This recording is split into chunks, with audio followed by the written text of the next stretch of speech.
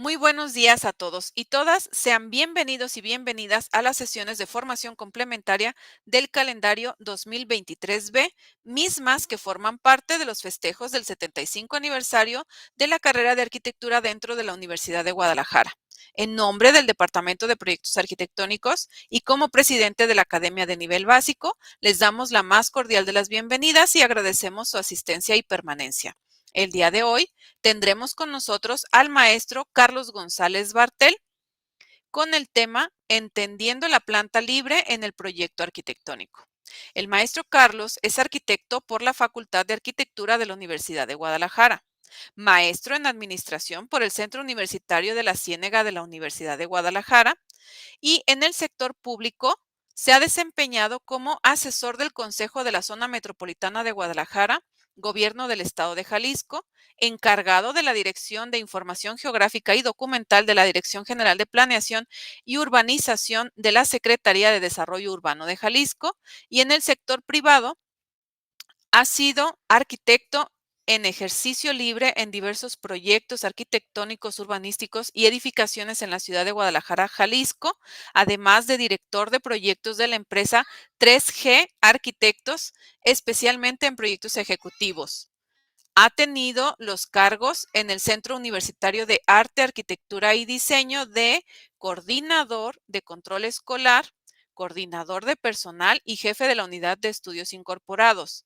Tiene una antigüedad de 39 años dentro de la docencia en la Universidad de Guadalajara y actualmente es profesor de carrera a tiempo completo, categoría titular C, adscrito al Departamento de Representación de la División de Tecnología y Procesos del Centro Universitario de Arte, Arquitectura y Diseño. Imparte actualmente los cursos de Proyecto 2, Análisis de Proyectos de Espacio Arquitectónico, Configuración del Espacio Tridimensional a partir de la Geometría Descriptiva y Geometría Aplicada. También ha impartido diversos cursos de formación docente, entre los que destacan SketchUp y Modelo Digital, Camtasia, entre otros. Y es presidente de la Academia de Computación del CUAD y lo ha sido durante diversos periodos. Además, cuenta con varias publicaciones, entre las que destacan el libro AutoCAD 2000 Nivel Básico, del cual fue coautor con el maestro Ernesto García González y Salvador Huitrón Romero. También el libro AutoCAD 3D, coautor con el maestro Ernesto García González y Salvador Huitrón Romero. Y bueno, este es un pequeño resumen de su extenso currículum. Le cedemos la palabra al maestro y agradecemos que nos pudiera acompañar el día de hoy. Muchas gracias, maestro. Muchas gracias, maestra Dalia. Espero que ya haya una cierta audiencia de conectados, no lo sé, pero esperemos que así sea. Eh, y bueno, para comenzar con esta plática les dirá que, bueno, es un tema muy complejo a veces para los estudiantes, porque eh, cuando estamos iniciando, cuando están en este proceso, es un poco difícil de comprender en ocasiones, ¿no? Pero vamos a pasar ya a una presentación que tenemos. Me voy a permitir, maestra Ayla, compartir esta presentación y en cuanto se vea, me lo comenta, por favor, maestra. Listo. Bien, pues bueno, eh, dentro del marco de estas sesiones de formación complementaria de este calendario 2023B, tenemos este tema que, como tal, está de entendiendo la planta libre en el proyecto arquitectónico. Entonces, lo primero que nos podríamos hacer para eh, responder estas interrogantes de la planta libre, pues tal vez sería primero establecer, bueno, pues cuál es la planta libre que sería la ideal. Y probablemente sería la que estamos viendo ahorita en pantalla, que es esta en que pues habría losas, habría entrepisos y no habría nada que interveniera y que nos dificultara pues para hacer cualquier tipo de cosas, quitar muros, poner lo que sea, y esto sin ningún tipo de apoyo. Pero bueno, esto hasta que no logremos desarrollar en la física la antigravedad va a ser posible. Entonces, bueno, de momento, y desde la antigüedad, para poder hacer este ejercicio de soportar cubiertas, losas, techumbres, las que sean, bueno, esto se empezó a hacer sobre los muros y que por ello, pues en un inicio, pues resultaban de ser de un gran espesor y además, pues no podíamos ni hacerles prácticamente nada y los espacios resultantes, pues realmente eran dependientes de la ubicación de los muros, ¿no? Aquí como ejemplo y referencia, pues tenemos aquí la planta de la Catedral Metropolitana de la Ciudad de México, que pues ahí está la escala gráfica, vean que contábamos con muros de hasta más de 3 metros, 3 metros 50, 4 metros en algunos casos, que eran pues unos muros de bastante espesor y que ejemplifica cómo eran las soluciones primeras que se empezaron a realizar para resolver estos problemas, ¿no? Pero bueno, hubo históricamente ese momento donde felizmente se pensó que, bueno, si concentrábamos cargas, pues formaríamos columnas y ya con ellas se formaba algún tipo pues de estructura que pudiera hacer esto más fácil y también que permitiera más los movimientos de las plantas. Y por ello, pues si queremos entender el concepto de la planta libre, eh, hay que decir, bueno, que en primer lugar no es tan antiguo como tal vez pensáramos, 100 años, digo, no es tanto dentro de la historia de la arquitectura, eh, pero que al final lo podemos entender como que es una evolución del propio concepto del espacio y cómo era la idea de flexibilizarlo. Eh, en la planta libre, la estructura es completamente independiente de los elementos verticales que son divisores de los espacios interiores, o sea, los muros. Y bueno, estos muros, al no tener ya una función de carga estructural, pues ya los podemos organizar de la forma más libre que pueda ser posible, quitando pues la rigidez, ¿no?, que nos daba, como estábamos viendo ahí en la Catedral Metropolitana, y que esta evolución del concepto arquitectónico es tan importante porque es como podemos comprender mejor cómo fue que el llamado movimiento moderno en la arquitectura, de, sobre todo de la primera mitad del siglo XX, estuvo soportado por dos grandes pilares de entender esta parte y proponerla, que fueron pues Le Corbusier y Mies van der Rohe, entre otros, pero básicamente con ellos vamos a tratar de explicar mucho mejor esto, y creo que fue posible, sobre todo porque comenzaron a utilizar ya otro tipo de estructuras, sobre todo hablando de concreto reforzado y acero. Ahí, por ejemplo, vemos las dos imágenes, arriba a Le Corbusier y abajo tenemos a Mies van der Rohe, que tuvieron vidas muy semejantes en cuanto eh, existencia y la manera como nacieron y murieron, pero no tantas en otros sentidos, más bien en esta forma de entender eh, la planta libre. Pero el primero que la habla de alguna manera eh, es Le Corbusier, quien junto con su amigo, su socio, Pierre Jeanneret, escribe el libro donde menciona por primera vez los 5 puntos para una nueva arquitectura. Y ahí abajo tenemos una imagen de ese libro, de la primera edición de 1926, donde ahí ya está claro lo que poquito después, Le Corbusier, en 1929, hace la casa de la Villa Savoy, donde esos 5 puntos los aplica plenamente y que son, primero, los pilotis. El edificio está sobre estos, eh, son columnas, pero casi parecen como palillos, o sea, muy esbeltos. Los pilotis son también la planta libre, y en ese caso, Le Corbusier se refería a que la planta, el nivel de acceso, fuera, de ser posible, hasta limpia. Era la idea de Corbusier cuando él, aquí en esta parte, decía planta libre. Asimismo, pues tenemos que, al ya no tener carga los muros, ni siquiera los muros perimetrales que tradicionalmente soportaban todo, la fachada se convierte libre. Y esta fachada libre, al estar de esta manera, permite que las ventanas incluso sean tan longitudinales, largas, pues, en tamaño como se quiera. Y por otra parte, y como una idea bastante innovadora en su momento, pues fue que las azoteas podían ser cubiertas, ajardinadas, terrazas, pues, que ahorita explicaríamos más en detalle a continuación. Y vamos viendo cada uno de estos 5 puntos de la arquitectura propuestos por Le Corbusier, aunque yo aquí haría el énfasis de que realmente los 3 primeros puntos son los que realmente resultan esenciales para ya aplicar lo que hoy llamamos la planta libre.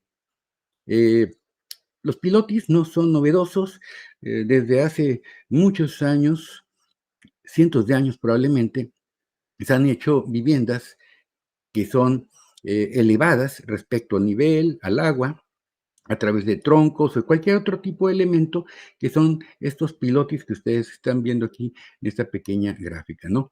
Pero bueno, regresando aquí a esta primera aplicación que hizo Le Corbusier en 1929 en la Villa Savoy, utilizaron 5 puntos. Aquí pusimos la planta del nivel de acceso precisamente, donde verán que deja una gran cantidad de espacio libre, era la idea, las cocheras, las circulaciones, todo, y gracias a que aquí están señaladas con, esas son mías, las marcas rojas, de los pilotis, hoy lo que llamaríamos columnas, y que llega a formar más o menos una cierta estructura ya con una geometría. Entonces fue la primera vez que aplica Le Corbusier, pues, los pilotis. Pero Le Corbusier, dentro de su evolución, pues bueno, si comienza primero con postes muy delgados en la Villa de Savoy, ya muy cerca del fin de su carrera, cuando hace la unidad habitacional de Marsella, es un proyecto, bueno, cerca más o menos, porque el proyecto es de 1945, lo anduvo acabando hasta 1952 esta obra, donde se fue al extremo. Unas columnas, como están viendo acá en las imágenes, pues sumamente pesadas, ¿no? Que podríamos ya emparentar hasta el edificio a alguna corriente de tipo más bien brutalista, deja el concreto aparente, pero la idea que se ve, y sobre todo a la izquierda, es dejar la planta de abajo libre, o sea, que haya una circulación peatonal sin restricciones, que eso es lo que entendía sobre todo Le Corbusier como la planta libre. Y, sin embargo, bueno, no fue el único, pues, que estaba adheriéndose a estas nuevas ideas de la arquitectura, y Mies van der Rohe, que viene a Estados Unidos, a América, pero específicamente al vecino país del norte, con todo el peso, la influencia, la generación cultural y artística de la escuela de la Bauhaus, se viene con todo y este concepto, y entre otras de las, edificaciones y proyectos que realiza, uno de los más importantes, donde se coincide bastante esta manera de manejar los pilotis, es precisamente en la torre del edificio Seagram, que es de 1958. A la derecha aquí vemos también, muy semejante a lo que estábamos viendo en la Villa Savoy, un sistema estructural de pilotis, o sea, de lo que llamaríamos hoy las columnas. Ya se nota, por cierto, acá un núcleo del edificio, pero lo genial que hizo Mies van der Rohe en este proyecto fue que se salió, si se fijan, del paño que tenían todas las edificaciones, las torres de Nueva York, remete, retranquea el edificio completamente y todavía aparte deja libre una muy buena parte de la planta baja de esta torre, ¿no? Aquí lo apreciamos a la izquierda, sentado junto con 2 personas también muy, muy reconocidas. Delante acá ven una fotografía de la maqueta de ese mismo edificio. A la izquierda está el arquitecto Philip Johnson, el gran discípulo, admirador de Mies van der Rohe hasta toda la vida y defensor. Y Mies van der Rohe al centro y la arquitecta Phyllis Lambert a la derecha, que bueno, la parte arquitecta pues era la heredera de todo el imperio Seagram, por eso participó en este proyecto que también culmina pues una aventura de torres que llenó ahí Estados Unidos, Mies van der Rohe, bajo ese concepto, y otras situaciones que no es hoy tema de conversación completa, Mies van der Rohe, pero sirva como referencia para este primer punto de la nueva arquitectura de los pilotis.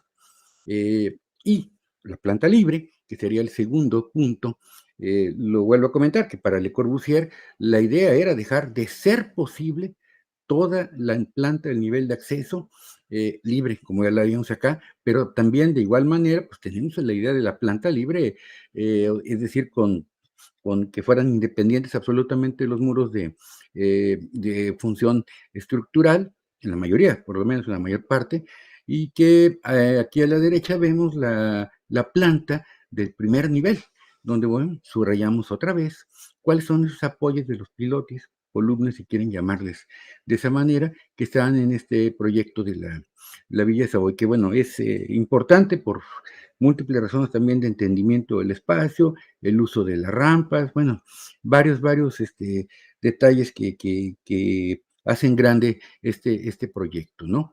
Pero lo importante es que, bueno, ya las crujías, o sea, los espacios, las divisiones, ya no están dependiendo para nada de los muros. Y pues Mies van der Rohe, por su parte, en este entendido de la planta libre, muy a su manera, eh, él lo plantea de una manera genial, ya desde años muy iniciales a este movimiento, específicamente en 1929, que se le encarga el pabellón de Barcelona, hoy llamado pabellón de Barcelona, pero era realmente el pabellón de su país, de Alemania, en la exposición mundial que se hizo en Barcelona en ese año, y que pues es una genialidad, ¿no? Que aquí destacamos que lo que está en línea discontinua es la cubierta total y tiene estos pequeñitas columnas pilotis, que son, en este caso, ya era un número que le gustaba a Mies van der Rohe, que son 1, 2, 3, 4, 5, 6, 7, 8 columnas.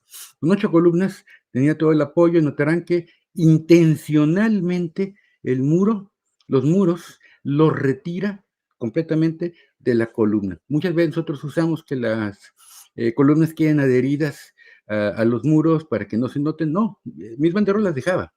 Y aquí lo vemos en el interior, cómo las columnas están separadas absolutamente de todo. Y era una idea para demostrar que los muros no tenían ninguna función de carácter estructural.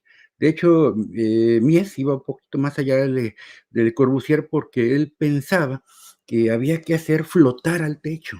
Y para hacerlo flotar, pues no, había que incluso los muros separarlos de la cubierta, como vemos aquí en esta imagen interior de la casa Farnsworth, que ahorita vamos a mencionarla brevemente. Esa es eh, la foto de la recámara, y se ve aquí a la derecha el espacio del servicio de la cocina, pero bueno, es clarísimo que está separados de la cubierta para dar esa sensación, y es que era un genio para manejar la fluidez de los espacios. Mies van der Rohe lo subrayaba con otros elementos, valga rápidamente mencionarlos. Nótese los muros infinitos, como hay un muro aquí, igual que el que está aquí de interiormente, muros que no tienen más que una función de carácter, diría yo, estético, y de conducir y ampliar el espacio, ¿no? Esta, por ejemplo, aquí a la izquierda, como muestra también, ahí está la maqueta posando ahí detrás de ella, Mies van der Rohe, en del Crown Hall de Chicago de 1956, que es otra manera también de hacer la planta libre, porque casualmente también tiene 8 apoyos. Utilizó algunos elementos de armadura para prácticamente, digamos, colgar toda la cubierta, aunque bueno, aquí la gran diferencia es que era cubierta, no era un entrepiso, era simplemente cubierta superior. Y donde, bueno, se reflejó más la genialidad de Mies van der Rohe fue llegar todo a un extremo más allá que la Villa Savoy. Y cuando le encargan la doctora Farnsworth su casa que, bueno, está en el campo, pero iba a ser una casa para vivir, no era casa de campo exactamente, y que está en Illinois, Estados Unidos, perfectamente toma el concepto de los pilotis a través de las columnas, que están haciendo que el edificio esté sobre el nivel del terreno. Y por cierto que tenía su razón de ser esto, porque en ocasiones el río, que es uno de los brazos del Mississippi, se desborda, y pues incluso ha llegado a superar la propia gran altura que colocó del nivel de la casa, ¿no? Pero a donde decía que llega a un extremo de la planta libre fue decir, bueno, ¿sabes qué? Ya mejor no le pongas muros, ni siquiera en los perimetrales. Y por eso es toda de cristal, esta casa de cristal, que luego su gran amigo Philip Johnson hace la propia, que curiosamente la terminó primero, pero bueno, que también es llamada la casa de cristal. Y esta casa Farnsworth, nuevamente, Era un clásico realmente en la manera de entender la arquitectura. Mies van der Rohe plantea igual otras 8 columnas más, 8 columnas que ahí están subrayadas con ese elemento. Y por cierto, vuelve a usar el esquema que me pasó a comentar ahorita de del pabellón de Barcelona, que la columna no era redonda, no era cuadrada. El pabellón de Barcelona era una cruz forrada, bueno, hecha de acero, acero esmaltado, me parece, y que aquí también tiene otra forma. Incluso fue genial la manera como hacía parecer que prácticamente las losas estaban separadas incluso de las vigas, o sea, las columnas, perdón, las columnas pues toman un papel aparentemente muy secundario, ¿no? Y ya cosa aparte será ver si espacialmente de veras la casa fue muy adecuada para vivir. Creo que no tanto al final. La casa a la doctora Farnsworth no le gustó por varias razones, pero lo interesante aquí, de paso, ver aquí tenemos una imagen del propio Mies viendo la maqueta de la casa Fargon. Eso fue en una exposición que le hicieron en el Museo de Arte Moderno de Nueva York, y que se queda viéndolo, y coincide mucho porque dicen que él se acostumbraba a quedar así como quieto, no parpadeaba prácticamente, viendo una maqueta, viendo un plano, viendo una gráfica, y podía pasar muchísimos minutos.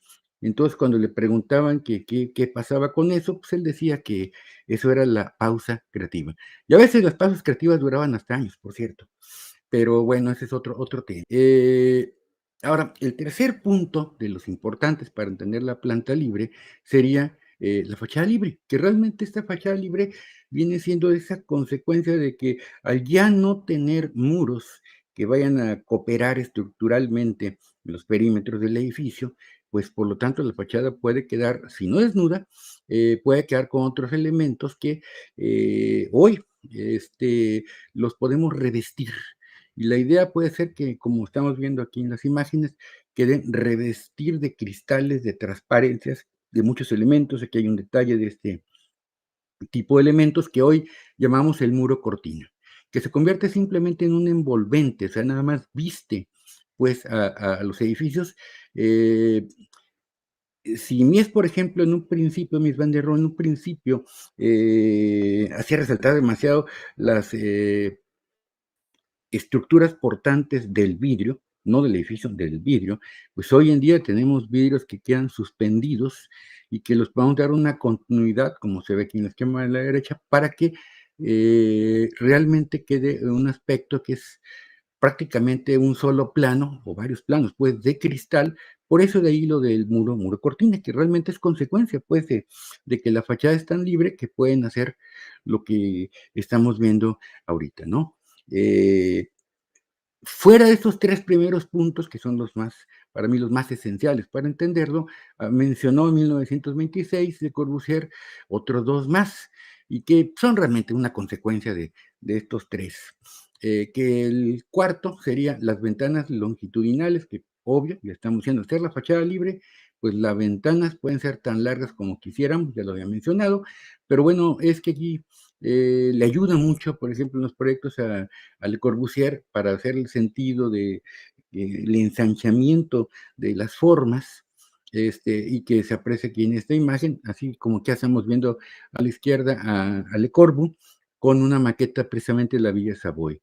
Alzados, una vista también del interior, es un croquis de boceto de la parte del interior donde inicia la rampa, donde vemos pues la gran apertura por esas ventanas longitudinales. Ahora bien, el movimiento moderno, llamado así, no precisamente fue que corrió a adaptarse a las ventanas longitudinales. Al final fue un acento muy propio, una firma pues de los proyectos de Le Corbusier, pero creo que no era el esencial para entender pues idea de una nueva arquitectura. Y el quinto punto, que sí todavía a la fecha nos sigue siendo muy significativo, es de que, bueno, no lo menciona como tal Le Corbusier, pero al tener un tipo de estructuras de concreto basado en pilotis, esto favorece notablemente las losas planas. Entonces, si ya tenemos una losa plana en el último nivel en la azotea, pues vamos sacándole un provecho a ella y, pues, vamos poniéndole, pues, jardines, el área jardinada que le llamaba, hoy lo conocemos como es el roof garden. 2 imágenes, tenemos eh, la maqueta, que se aprecia perfectamente aquí, cómo quedaba casi libre toda la azotea y de manera jardinada, un boceto aquí a la izquierda original de cómo lo concebía Le Corbusier. La idea, un jardín al aire libre superior en nuestros proyectos. Y esto pues, se retoma en muchos sentidos. Aquí como un simple ejemplo, tenemos aquí los roof garden de la Torre Reforma Diana, que está en la Ciudad de México. Este proyecto incluso tiene varias azoteas que todas las convirtieron en espacios bastante interesantes, ajardinados. Un solo ejemplo de los muchos que hay de esta parte del roof garden. Eh, con esto podríamos tal vez intentar sintetizar cuáles son las características que nos está dando hacia el proyecto La Planta Libre, ¿no? Eh, Son 3 principalmente, yo resalto, que son, al separar la estructura vertical de las paredes interiores, la planta se libera de cualquier función portante, queda absolutamente libre. Si los edificios antiguos que se sustentaban sobre muros de carga, que dividían los interiores en crujías, ahora son los pilares o columnas los que soportan las cargas. Y por último, las divisiones del espacio interior pues responderán a motivos estrictamente funcionales o espaciales, permitiendo así los espacios fluidos más contemporáneos, así como hasta las composiciones que son netamente de carácter orgánico.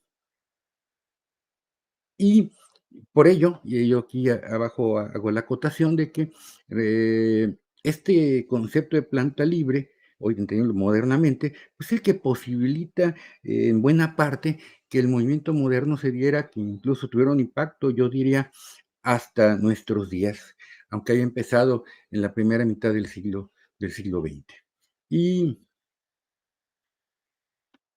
si vamos a tratar de denominar cuáles son los principales elementos para la planta libre en lo que hoy hacemos de arquitectura, eh, y más cuando tenemos múltiples niveles, serían estos 3 que estamos viendo acá.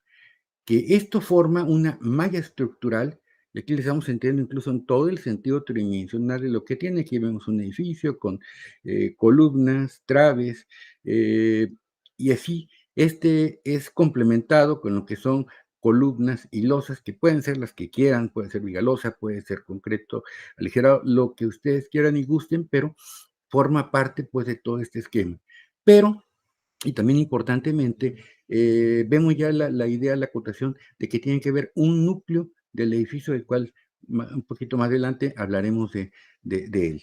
Y en particular, hablando de mallas estructurales, pues bueno, la idea es, y todavía yendo un poquito más allá de lo que plantean originalmente Le Corbusier y Mies van der Rohe, que formen una retícula, y que estas mallas estén constituidas porque las columnas van a quedar en los nodos o intersecciones de esta retícula, ¿no?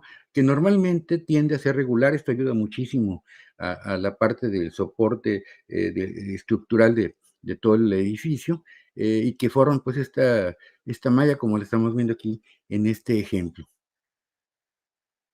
Pero la idea, para que vean que no es precisamente tan antigua como quisieran, aunque aquí tenemos lo que proponía Le Corbusier en 1914, que fue el llamado el sistema dominó. Este sistema lo pensaba Le Corbusier, por esos años estaba la Primera Guerra Mundial, lo intentó al término de la guerra llevarlo a cabo, no hubo los recursos para que Francia, que era donde lo proponía, se hiciera, pero la idea es bastante clara. De hecho, este boceto que fue el que hizo Le Corbu, que es clarísimo, sus puntos, los pilotis y las losas planas, las escaleras como elementos independientes, alcanzamos a ver hasta su manera de entender dónde iba a cimentar. Él era muy partidario de la losa de cimentación corrida también, pero bueno, en este caso es el mismo idea de dejar absolutamente libre las plantas a través de las columnas. Y este sistema, que era de losas planas, sin vigas o traves, bueno, fue genial en 1914, pero va a tener unos detallitos que ahorita vamos a tratar de comentar, pero si ustedes lo notan, la idea es básicamente la misma de hoy. Claro, si ustedes analizan esto hasta geométricamente por percepción, pueden percibir que casi las columnas tienden también a parecer muy esbeltas, muy de palillo, y que aparentarían no tener tal vez la suficiente resistencia para soportar las losas y las cargas que tienen. Pero, bueno, así lo concebía Le Corbusier en ese año, muy, realmente progresista para esa época. Y si ya tratamos de describir un poquito más en detalle cómo son estas mallas estructurales en los civiles actuales, pues tendríamos los siguientes elementos, ¿no? Tenemos una retícula que se ve en líneas rojas. Dentro de los nodos de cada una van a estar nuestras columnas. Esas columnas son las que van a soportar una losa y que esta losa por sí sola, bueno, no es precisamente la losa plana, como ya vimos en su momento, lo más recomendable, sobre todo por cuestiones de movimientos horizontales, de sismo, de otro tipo de situaciones, ¿no?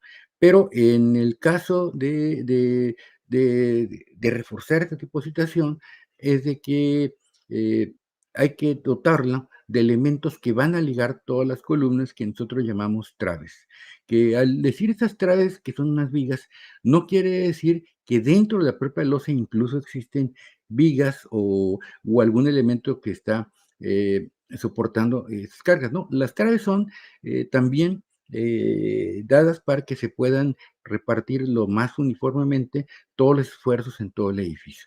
Incluso lo más recomendable, sobre todo en zonas que tienen un riesgo sísmico un poco más elevado, es también poner algún tipo de traves de borde para dar esto, pues una forma completamente rigidizante a toda la estructura. Y claro, si esto ya lo tenemos, está un ejemplo de un nivel, lo repetimos sencillamente en alturas, pues bueno, vamos a tener un edificio como el que hoy todos conocemos. Este modelo pues se replica todos los niveles que quieran, 3 pisos, 4 pisos, 80 niveles y va a ser muy semejante. Sí, pues claro que aquí en este esquema que vemos, pues nos faltaría ver que, bueno, ahí le falta el techo falso o plafón, que es donde se ocultan pues todas las instalaciones hidráulicas, sanitarias, de energía, de datos, etcétera, pero eso va a ser siempre abajo del nivel de las traves, como aquí sí vemos en esta sección de ejemplificar, que bueno, vemos las traves, pero también vemos el espacio que es aquí formado por lo que llamamos pues el área de instalaciones, el plafón, que queda oculto a nosotros, a veces ni siquiera nos damos cuenta ni vemos las traves, salvo cuando este mismo modelo lo repetimos, pero hacia abajo del nivel de suelo. Entonces nos quedan los sótanos, que por lo regular pues son dados para estacionamientos y que repiten de la misma manera, aunque probablemente sean un poquito de menor altura libre. De hecho, normalmente no llevan plafón, si son sótanos destinados a estacionamiento. Pero es simplemente el mismo modelo de replicar tanto hacia arriba como hacia abajo. Ahora, un detalle de hincapié en cuanto esta planta libre con las losas, es de que tenemos aquí la gráfica que nos da como lo concebía Le Corbusier, o sea, lo más sencillo parecido a una mesa, digamos. La losa plana estaba soportada aquí por columnas. El problema que se tiene es de que no es que a veces una columna no vaya a soportar cargas, sino que se puede producir un efecto de penetración. Es decir, que por las propias cargas o incluso ante un tipo de evento sísmico o cualquier otra cosa, eh, traspasar la losa y en ese momento pues se provoca un colapso. Entonces, por ello, y no es novedoso, los griegos lo planteaban, para tratar de hacer esa transición de esfuerzos entre la losa y las columnas, se pone un elemento geométrico tipo piramidal, que son lo que llamamos hoy capitel. Por supuesto, los griegos lo adornaban y de ahí vienen los órdenes clásicos, el dórico, jónico, corintio, pero al final, o sea, no tenían solamente un valor estético, era realmente un capitel, ya lo entendían los griegos así. Ahora bien, estuvieron tratando de trabajar con los nuevos materiales y que en cierto momento dijeron, bueno, es que no nos gustan que se vean los capiteles. Y por ahí yo calculo más o menos de los años 50, 60 del siglo XX, es que tuvimos mucho el esquema que están viendo acá, que son losas planas aligeradas, pero los capiteles quedaban alrededor de las columnas, pero ahogadas en la propia losa. O sea, la idea de esto era para que fuera más ligero todo, le colocábamos casetones o cualquier elemento que, eso es bastante, que fuera un hueco dentro de la losa, pero dejábamos lleno el espacio alrededor de las columnas, y eso era el capitel. Eh, en ocasiones, también un poquito más de, de- de idea de llevar esto a cabo, colocaban un capitel, pues que no era más que una forma geométrica como una base eh, rectangular, prismática, para transmitir los efectos, era una variación pues al capitel normal. Pero estos, la verdad, tienen mucho el problema que comentábamos de que provocan, pueden provocar que en cierto momento las columnas perforen pues las losas. Y sí pasa, sí ya ha pasado. Entonces, por lo tanto, pues para tratar de mitigar esta situación del riesgo sísmico, es por eso, lo comentaba hace rato, utilizamos las traves, que van a ser elementos de liga horizontales que van a rigidizar a nuestra estructura. Aquí vemos desde abajo actuando en conjunto las traves que ligan a las columnas y esto es probablemente mucho más efectivo que los capiteles porque además hace que se forme, como ya vimos allá, pues una sola malla estructural completa y es probablemente la manera más adecuada de lo que estaríamos nosotros ahorita considerando. Y esto puede ser tanto para un proyecto de un edificio de muchos niveles, hasta uno no de tantos, por ejemplo, un centro comercial, como es el tema de desarrollo que actualmente existe en la unidad de aprendizaje de Proyecto 2. Otro de los elementos sumamente importantes a considerar dentro del esquema de la planta libre, ya en un conjunto, es el núcleo. El núcleo de circulaciones verticales, ductos y servicios. Es definitivamente muy importante por dos razones. La primera es que en él vamos a concentrar los principales elementos que van a recorrer de manera vertical nuestros edificios, sean 2 niveles o sean 80 niveles. Y por eso me refiero a elevadores, me refiero a escaleras. Pero también tiene otro papel importante, es de que si lo unimos con todos los muros que dividen, ahora sí que las crujías, usar los muros como crujías, nos va a dar una especie, digamos, de gran columna que va a aportar una rigidez muy necesaria a los edificios, porque a veces no basta con esos elementos de la malla, de las traves, de las columnas. No, esto puede ayudar mucho.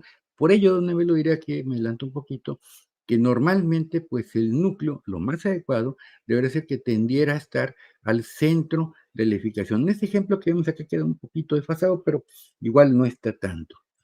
Eh, Dentro de ese núcleo tendríamos estos elementos que lo caracterizan. Puede haber otros, pero esos son los principales.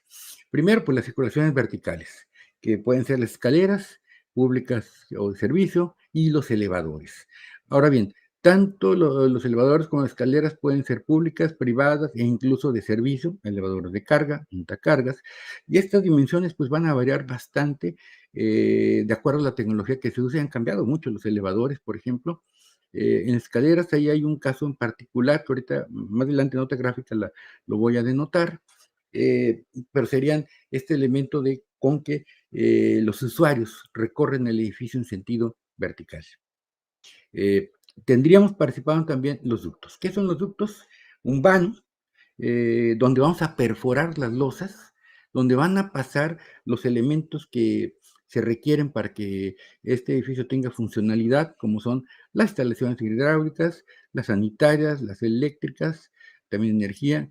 Hoy, por ejemplo, más que nunca el de comunicaciones de voz y datos, cualquier otro tipo de instalación especial y que así lo que se vaya requiriendo, ¿no? Diríamos, en un hospital, por ejemplo, no nada más habría agua, puede haber gas, puede haber oxígeno, puede haber otros elementos que se están moviendo ahí por este tipo de espacios que son los ductos, ¿no? Ahora bien, recalcar un ducto, el espacio que llamamos de ducto, ese es un vacío, es realmente un orificio que estamos perforando una losa. Por eso es que no es tan conveniente a veces hacerlo en cualquier lugar de la estructura, en cualquier parte de la losa, pues lo mejor es aglutinarlo junto con lo demás para que estamos viendo aquí elementos para que constituyan un núcleo, que va a dar al final de cuentas pues una rigidez suficiente.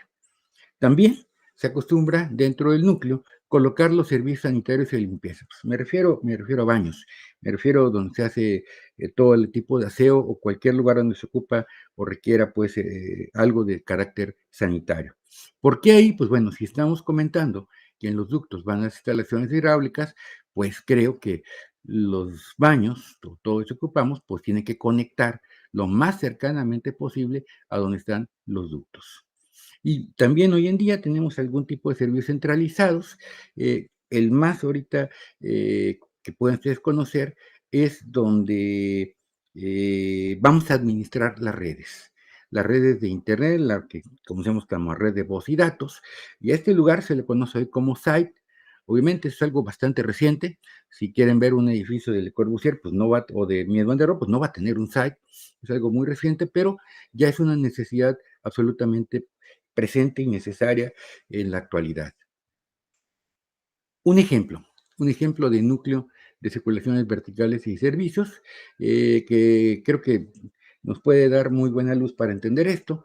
Nótese, están los muros, aquí sí están muy reales, muy acorde con lo que estamos comentando, que todos juntos, normalmente son de concreto reforzado, nos van a dar todo un cajón que constituye todo un núcleo que le va a dar rigidez.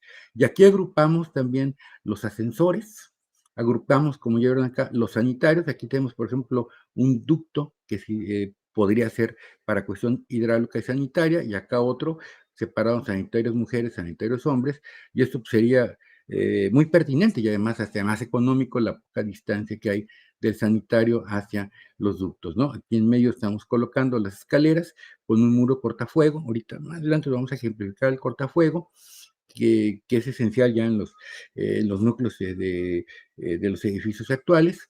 Tenemos aquí varias clases de ascensores. Podrían ser los ascensores comunes, existen los elevadores de servicio o montacargas. Tenemos también unos ascensores ejecutivos, más ductos, hay que poner ductos donde quiera para subir, bajar instalaciones.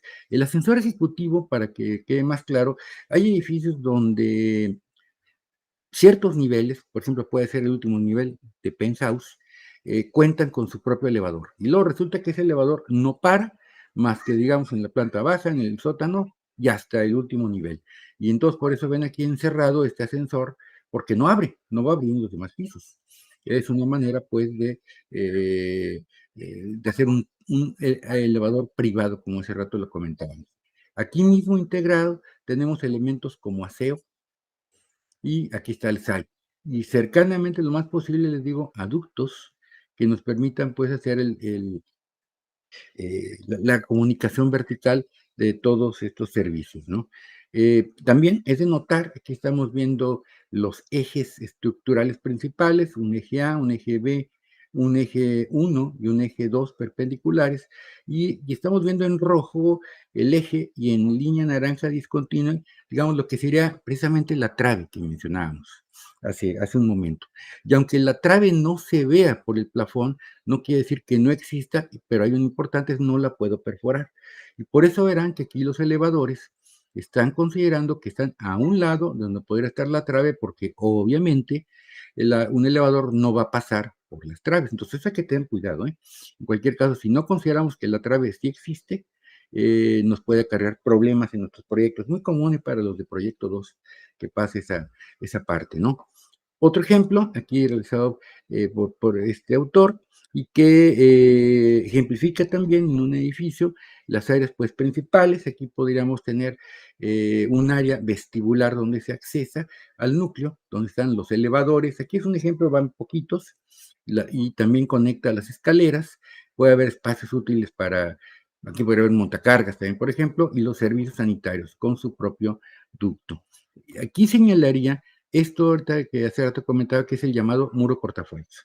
Muro cortafuegos, aquí viendo en la perspectiva, la planta en perspectiva de ello, es que significa que encerramos la escalera y está con una puerta, no debe quedar abierta. Cortafuego relativo, más bien debería llamarse cortahumos. Un buen porcentaje de las personas que lamentablemente les va muy mal en un incendio, a veces no es por el fuego, sino es por la inhalación del humo, los humos tóxicos.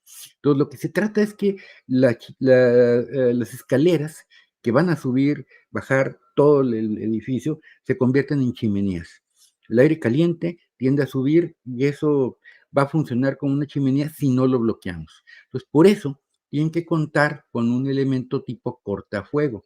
Incluso es recomendable también a estas alturas que el primer, digamos, ingreso a la escalera sea lo más amplio posible, como para que también pueda dar lugar a que una persona en silla de ruedas se estacione. Sí, se estacione dentro ahí. ¿Por qué? Porque cuando sucede un problema, sea por sismo, se corta la electricidad, por fuego también. Entonces, una persona en silla de ruedas va difícilmente por sí sola a poderse mover.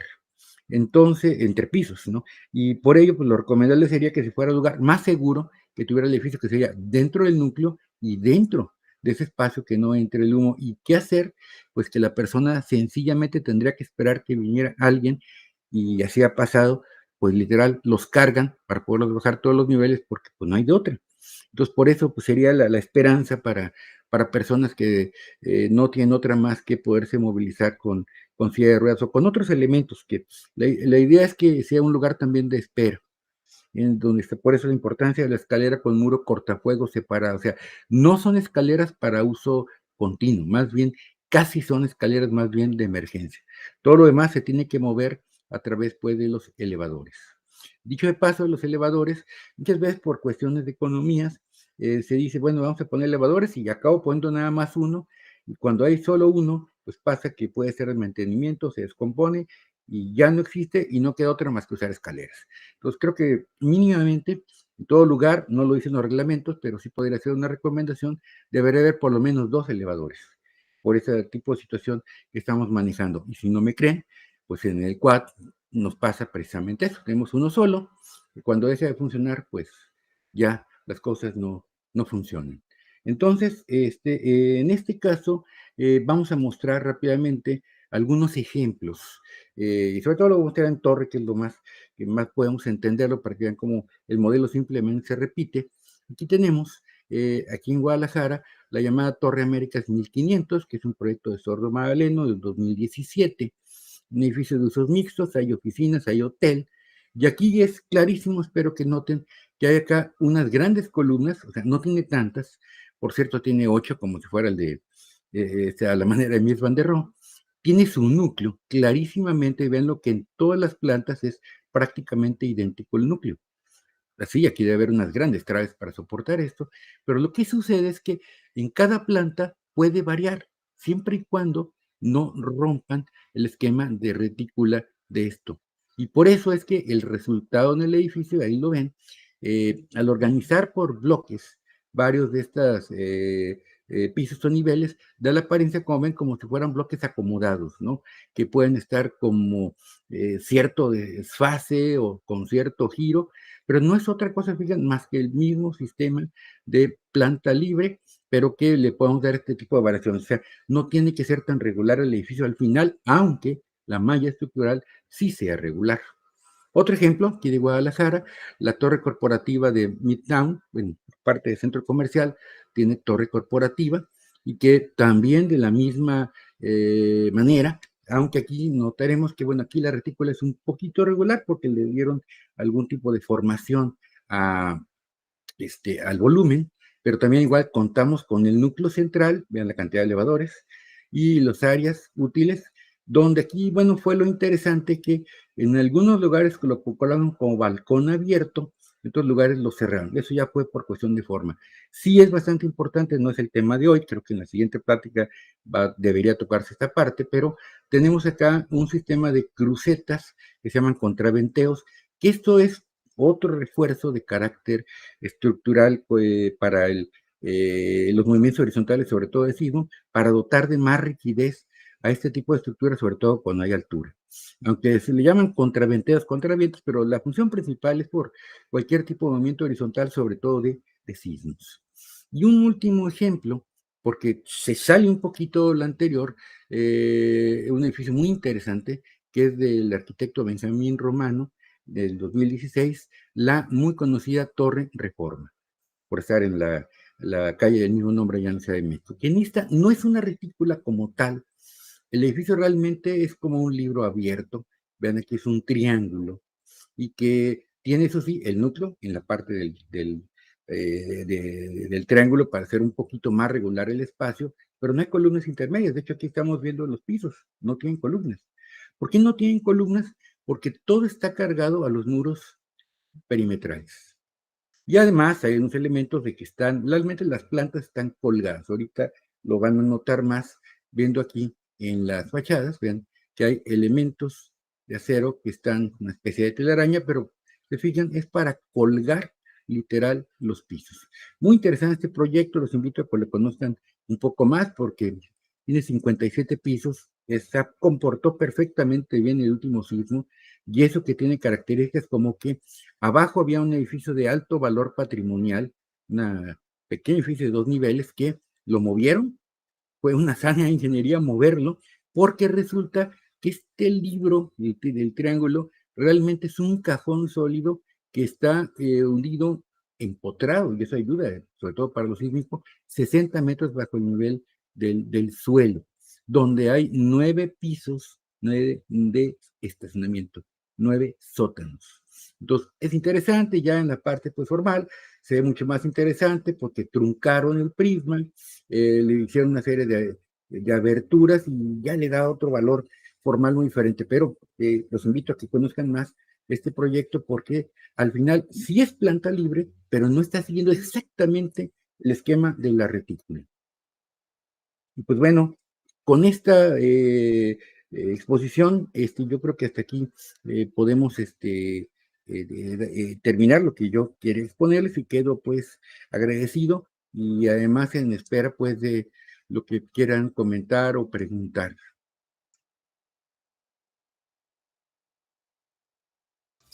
Muchísimas gracias, maestro.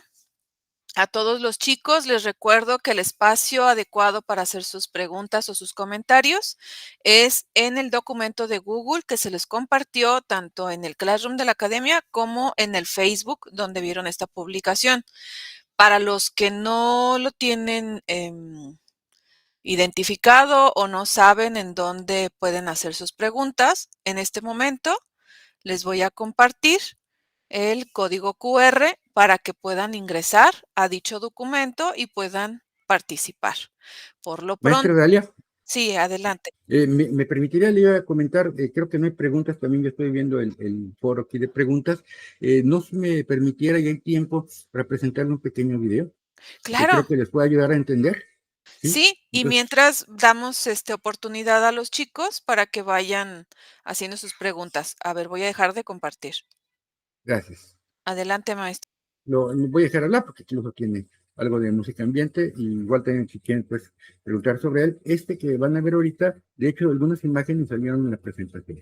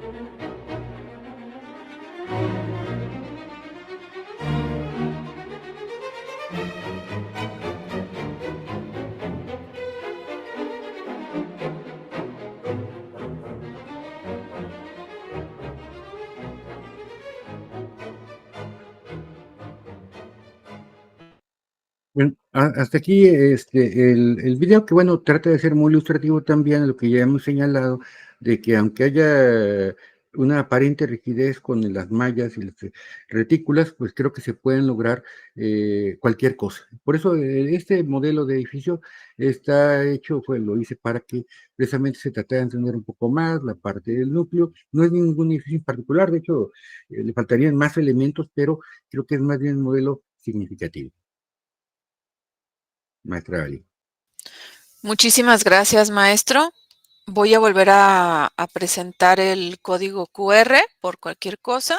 Y tenemos una participación, si tenemos una pregunta que nos dice Luis, específicamente para el proyecto que estamos haciendo en proyecto 2, ¿qué elemento es el que usted considera que es el principal a contemplar?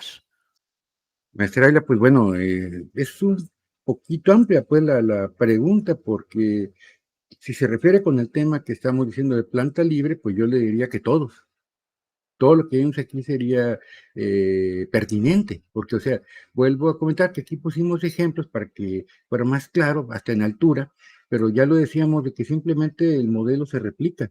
Pueden ser 2 niveles, pueden ser 80 niveles. Entonces, sí, hasta un centro comercial, que es el tema que se tiene en el proyecto 2, va a tener que tener sanitarios y va a tener que tener elevadores. Es más, de hecho, tienen que tener, por ejemplo, escaleras eléctricas, si es que se requiere. O sea, al final son los mismos elementos, nada más los tendríamos que adaptar, pues, al contexto que estamos hablando, pero en lo demás, creo que aplica perfectamente igual las retículas, igual las mallas y el concepto de planta libre que se debe dar en los locales comerciales. Creo que no sé si con esto más o menos podamos responder, maestra Dalia. Sí, maestro, muchísimas gracias. Es la única participación que tenemos de los alumnos. No sé si alguno de los profesores que están presentes quieran hacer algún comentario. Si están frente a grupo y su grupo quiere hacer alguna participación, también lo pueden hacer. Maestro Juan Manuel, adelante, muchas gracias. Saludos, maestra Dalia, maestro Carlos. Pues me encanta la presentación, maestro, para que los alumnos, espero, tomen en cuenta estos puntos que acabas de señalar, que me parecen de suma importancia, sobre todo pues para el proyecto que sé que están realizando en Proyecto 2, pero pues no nada más para Proyecto 2 y ese desarrollo, sino para todo su alcance académico y ojalá en algún momento profesional, porque creo que es importante que esos puntos casi es un obligado para emprender cualquier proyecto. No sé, me cuesta trabajo pensar en un proceso de diseño si no tomamos en cuenta estos puntos. O sea, creo que es casi algo que tiene que considerarse en todos los procesos de diseño, en algunos puntos más, otros puntos menos. Como tú respondiste hace rato, todos los puntos son importantes, no es uno más, no es uno menos. De hecho, uno secuencia o consecuencia de otro. Entonces, bueno, ojalá les abra el panorama a los muchachos y pongan en práctica lo visto hoy en tu presentación, maestro.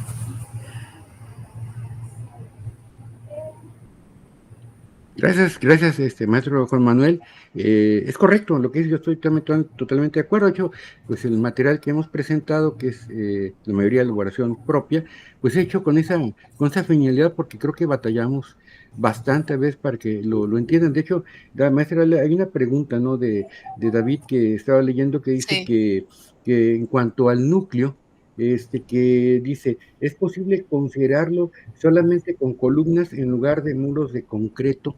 Y bueno, si me permiten, voy a volver a presentar una parte de lo que estaba hace rato mostrando y que ahorita me dirán si se está viendo. Ya se ve, ¿verdad? Sí, ya se ve. Sí, ya se ve. Bueno, creo que aquí lo que quiero reforzar, que se note aquí que tenemos precisamente columnas y tenemos muros.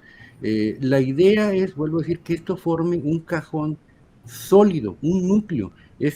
Para tratar de entenderlo, es como una estaca que vamos a clavar en el terreno y que le va a dar la rigidez suficiente a todo el conjunto. Por eso es que, bueno, no es que son de sobra los muros, y hace rato comentábamos que en la idea en la planta libre, el concepto es quitar muros. Bueno, aquí es al revés. Estamos tratando de rigidizar de que el edificio tenga un mejor comportamiento ante, sobre todo, sismos, que es lo que más a veces nos preocupa. De paso, con lo que comentábamos de las escaleras, que ya es un motivo de seguridad un poquito más recientes, no me metí a fondo, que también podríamos hablar y los reto a que busquen información de escaleras presurizadas y otros conceptos que por ahí hay, pero sí, tratando de responder a la situación de que los solo con columnas, pues no, es que más bien nos lo va a hacer conjunto. Y es que sucede que precisamente de esta columna está partiendo una trave que va hacia el resto del eje igualmente. De hecho, las traves van a continuar, incluso probablemente hasta ahogadas en los propios muros. Al final, los armados se entretejen y queda como si fuera un solo elemento. Esa es la idea monolítica. Y no sé si con esto, creo, maestra Alia, pudiéramos contestar lo que nos pregunta amablemente David. Yo creo que sí, maestro. Yo creo que sí queda bastante claro. De todas formas, si ahorita hace algún otro comentario, pues lo revisamos. Parece que sí, porque no está insistiendo ni preguntando nada más. El maestro Carlos se quedó con la mano levantada, pero yo creo que tiene problemas, pero bueno, si me preguntas, no sé si te parece a propósito de Proyecto 2, que les Ujú. mostrara un pequeño video también que tengo aquí sobre un ejemplo de cómo sería la planta libre aplicada a un estacionamiento. Sí, adelante, maestro, ¿Puede? con ¿Te todo parece? gusto. Okey, Claro. creo que les puede ayudar más lo gráfico, ¿no? Ujú. Aquí lo visual, pues, acá a los muchachos, por eso lo vamos a poner. Claro. Y ahí va.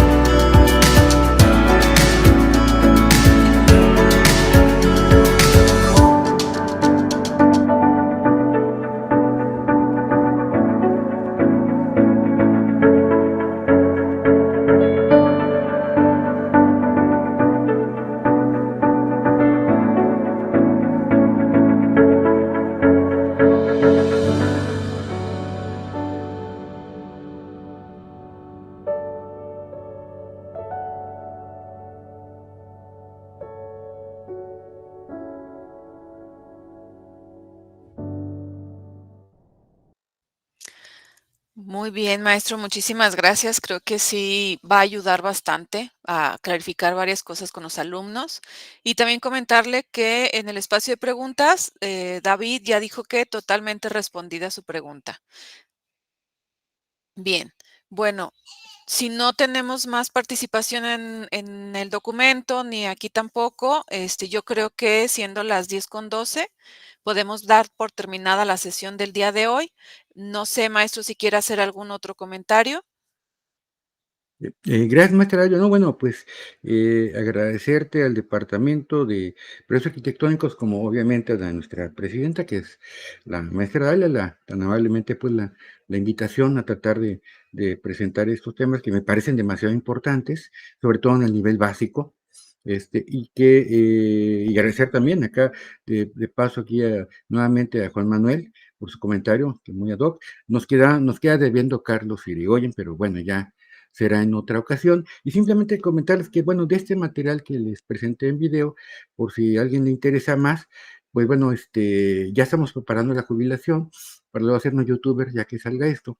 Entonces, los invito que tengan por ahí, tengo un canal a mi nombre, Carlos González Bartel, y tenemos uno más reciente que se llama Departamento de Representación, donde hemos estado contribuyendo a sacar este y otros materiales que pueden ser de utilidad para mucha gente, que no es en absoluto una competencia para el canal que administra nuestra amiga Dalia, porque son fines distintos, pero yo creo que todo lo que abona ayuda.